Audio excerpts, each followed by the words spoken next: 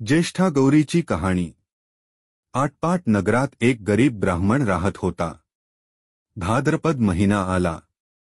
घरोघरी गौरी आणल्या। मुले आईला म्हणाली, आपल्या घरी गौरी आण। आई म्हणाली, गौरीची पूजार्चा केली पाहिजे, तिला घावन घाटल्याचा नैवेद्य दाखवला पाहिजे। घरात तर काही नाही, तुम्ही बाबांजवळ जाऊन सामान आणायला सांगा। सामान आणलं म्हणजे गौरी आणि मुलांनी बाबांना सांगितलं। गरिबीमुळे मुलांचा हट्ट पुरविता येत नाही, म्हणून ब्राह्मण अतिशय दुःखी कष्टी झाला व जीव द्यायला निघाला। देवाचा धावा केला, अर्ध्या वाटेवर गेला। इतक्यात संध्याकाळ झाली। जवळच एक म्हातारी सवाशीण भेटली। तिनं त्याची विचारपूस केली। ब्राह्मणानं हकीकत सांगितली। म्हातारीनं त्याला समजावून सांगितलं, मनुष्यदेह हा त्यागण्यासाठी नाही, तर त्याचं सार्थक करावं। ब्राह्मणानं म्हातारीला घरी आणलं। ब्राह्मणाला बायकोनं विचारलं, तेव्हा आजी आहेत म्हणून सांगितलं। बायको आंबिलीकरिता कण्या पाहू लागली, तर मडकं आपलं कण्यांनी भरलेलं। तिला आश्चर्य वाटलं। तिनं नव्याला सांगितलं। त्याला खूप आनंद झाला। पुष्कळ पेज केली। सर्वांनी पोटभर खाल्ली, आनंदानं झोपी गेली।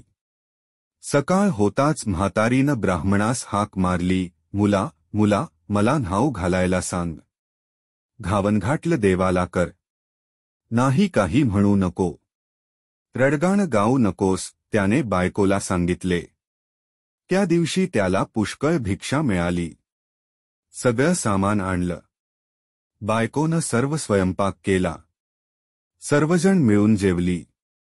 म्हातारीनं उद्या जेवायला खीर कर म्हणून सांगितलं।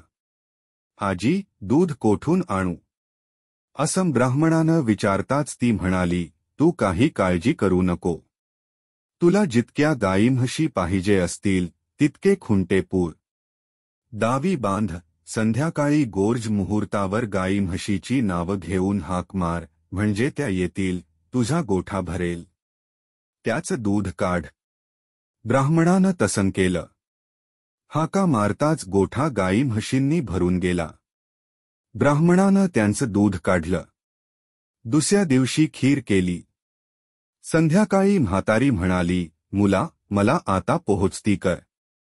ब्राह्मण म्हणू लागला, आजी, तुमच्या कृपेनं मला सगळं प्राप्त झालं, आता तुम्हाला पोहोचत्या कशा करू? तुम्ही गेला म्हणजे हे सर्व नाहीस होईल।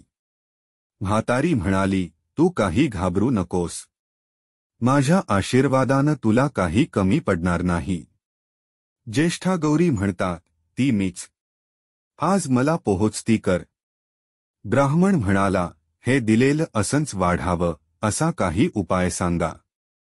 गौरीने सांगितले, तुला येताना वाळू देईन, ती साया घरभर टाक, गोठ्यात टाक।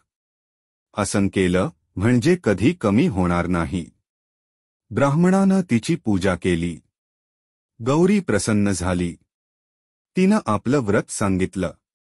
भाद्रपद महिन्यात तळ्याच्या पाळी जावं, 2 खडे घरी आणावेत, ऊन पाण्यानं धुवावेत, ज्येष्ठ गौर व कनिष्ठ गौर म्हणून त्यांची स्थापना करावी, त्यांची पूजा करावी।